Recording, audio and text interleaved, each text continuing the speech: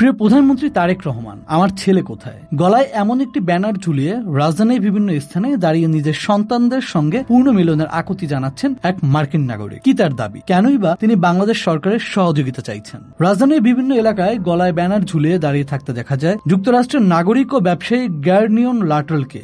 ব্যানারে লেখা, প্রিয় প্রধানমন্ত্রী তারেক রহমান, আমার ছেলে কোথায়? তিনি দাবি করছেন বাংলাদেশে থাকা তার সন্তানদের সঙ্গে দীর্ঘদিন ধরে তার কোনো যোগাযোগ নেই। গার্নিয়ন লাটল ভাষ্য অনুযায়ী 2018 সালে তিনি বাংলাদেশি নাগরিক ফারহানা কারিমকে বিয়ে করেন। তাদের সংসারে প্রথমে একটি সন্তানের জন্ম হয়। পরে দ্বিতীয় সন্তানের সময় অন্তঃসত্ত্বা অবস্থায় ফারহানা কারিম বাংলাদেশে পরিবারের কাছে চলে আসেন।